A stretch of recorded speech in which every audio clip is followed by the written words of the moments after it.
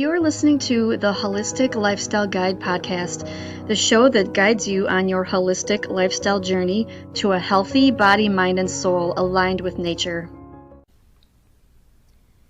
Hello and welcome to episode number 34 of the Holistic Lifestyle Guide podcast. In this episode, I'm going to be talking about using the moon's energy to manifest and to make changes in your life, because the moon is a very powerful thing that we are connected to, and this is something that's going to really appeal to the spiritual people that are listening, people that really enjoy the spirit side of holistic wellness, because it really can affect all parts of your life.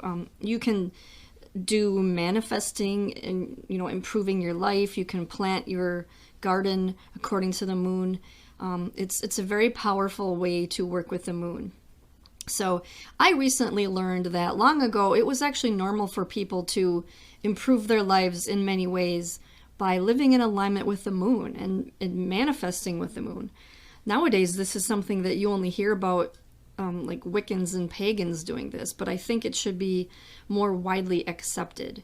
If everyone just understood how much the moon affects us and learned how to work with it rather than live in discordance with it, I think our lives would run much smoother. We would also be able to make the changes that we want in our lives much easier. So the moon affects us a lot. Long ago, farmers used the lunar calendar to plant their crops according to the moon's cycles. Also, women's menstrual cycles are often synced up with the moon.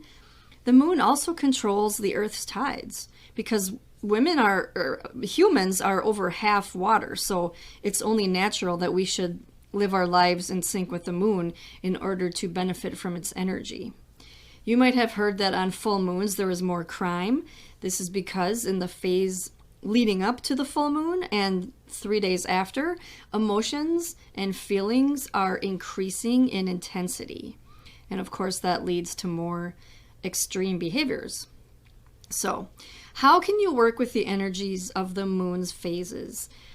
So I'm going to talk about the phases of the moon, and there are actually 8 or 9 if you consider this one that I'm going to talk about. But basically there's 2 energy cycles that you need to pay attention to that really make most of the difference. This is, if you're going to learn anything from this episode, let it be this. The first half of the moon cycle is all about building energy, creating and doing things, and then the second half is all about resting and receiving and just being.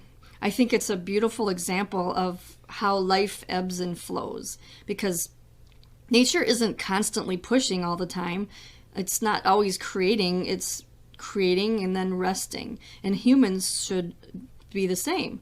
After, the song, everybody knows that song, I forget who sings it, but a time to be born, a time to die, a time to plant, a time to reap, a time to build up, and a time to break down. This is how we manifest with the moon phases, by understanding the correct times to do the correct things. And this is one of the best examples of living in alignment with nature. So, let's start with the phases of the moon. So I'm going to begin with the new moon. This is going to depend on what source you learn from, but some people say that the new moon is when the moon is completely dark in the sky and you can't see it. Some people say this is called the dark moon, because this is what I believe, and I like to say that the dark moon is the moment where you can't see anything, and that doesn't last very long. I think it only lasts a couple of hours, maybe half a day. And then the new moon is when a tiny sliver begins to light up, just barely see it. Either way, whatever way works for you, this phase covers a period of a few days in either direction. So you can use this energy regardless of whether or not you acknowledge the dark moon. I just like the dark moon because it symbolizes stillness, and I think everybody needs that one day out of the month, or even half a day. Like whenever there's a dark moon, I spend that night doing more sitting around. I mean, it sounds lazy, but I think we need to be in stillness once a month, and it's the perfect day for it. So I just really love that night. That's my favorite moon phase. So then if you do consider the new moon, everything that and forward, then this is the time when it signifies new beginnings, dreaming up new ideas and making intentions and hoping for the future. This is the moon phase where you want to dream about your goals and intentions. It's the best time to start any new project, especially the planning. You don't have to take action right now, although all you really have to do at this point is get clear on your goal. This could include a lot of meditation and contemplation in stillness so you can hear the messages of your soul. I believe this is really important to do, and what better time to contemplate and meditate than this night of the year where everything is still, everything is dark. I think this is a fun fact that I want to mention. The new moon actually used to be considered the first day of each month before there were calendars. I think this makes a lot of sense. And also, I think it would also make sense to start the new year either at winter solstice or the first day of spring, because this is how the Greeks used to do it. But, when you look at nature, there is no such thing as days. There's just the present moment evolving all the time, and there's nature, the sun. It's basically all revolves around the sun. And I think it would make more sense to start the new year when the sun is starting to come back. So that's what the winter solstice is, when after it has gone down as far as it can go on the horizon, it starts coming back up, and that's what brings summer to the northern hemisphere. But I think also the first day of spring would be another good day to start the new year. However, that's really up for debate, and it's kind of a controversial thing. Of course, people nowadays are like, no, there's calendars, we have to follow the calendar.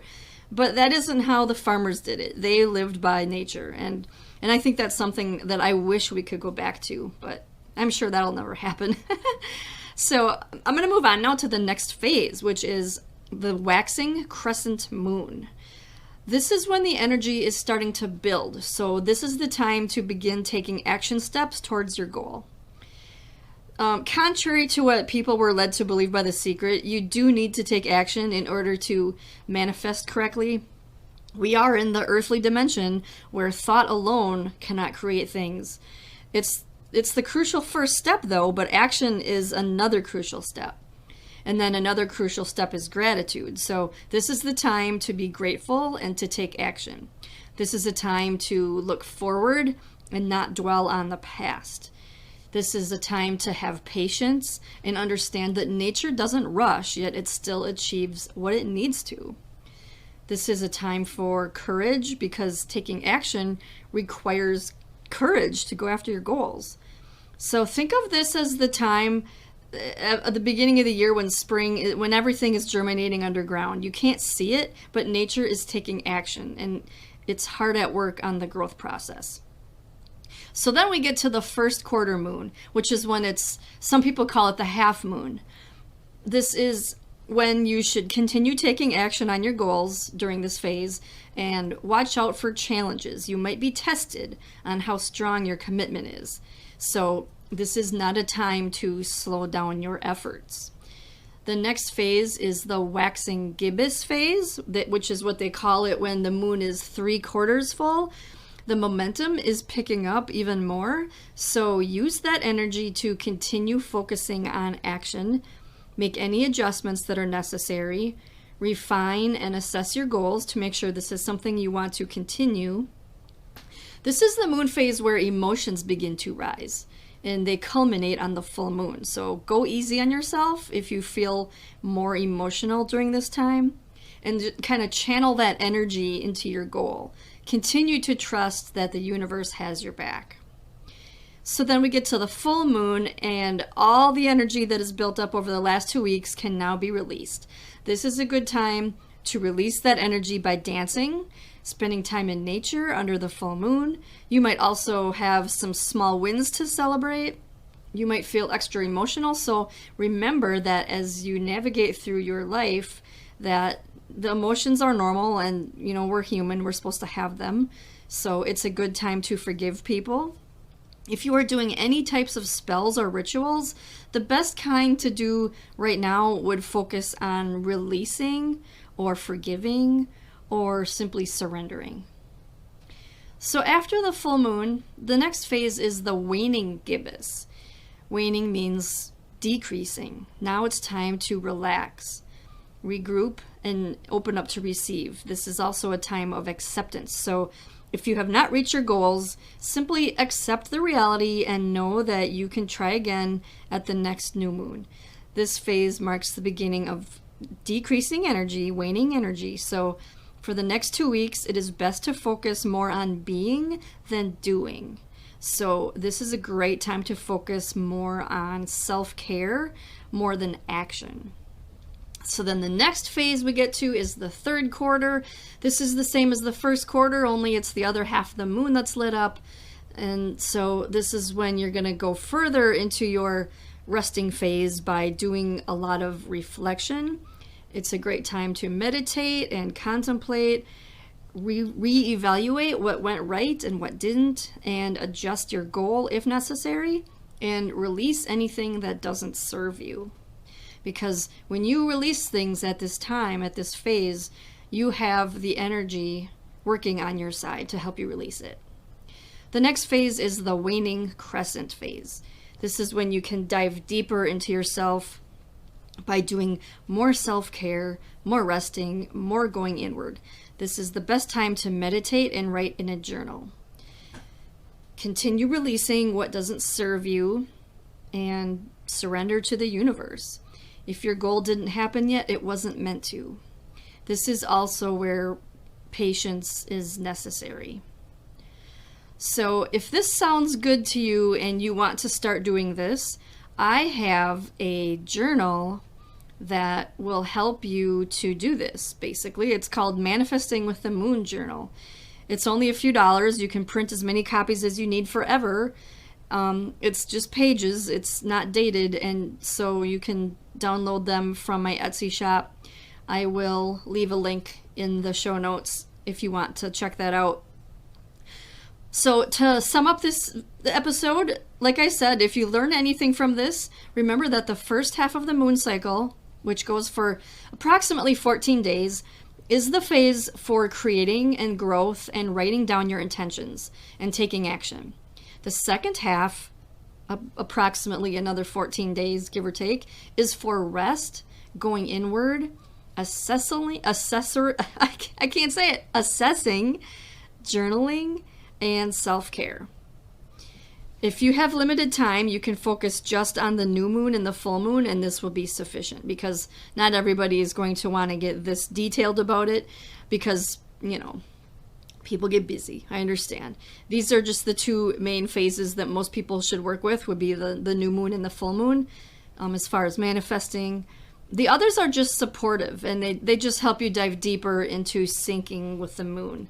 But I really think you can get by with just honoring the full moon and the new moon. This is a great way to feel in alignment with nature. And, a lot of people that are spiritual or, pagans and Wiccans, like I say, people that are into the earth religions, they really get into the moon. And I think it's something that it makes me sad that, so many people don't even look at it. It's such an awesome thing to think that the earth has this other little body that rotates around it and affects it. It affects everybody. It affects the energy of the earth. The gravitational pull, it pulls and pushes on the earth, so it's something that I think everybody could benefit from if they can get themselves in alignment with the moon. So that's it for this episode. Thank you so much for listening. If you enjoyed this and you would like to help support the podcast, please share it on social media or consider donating.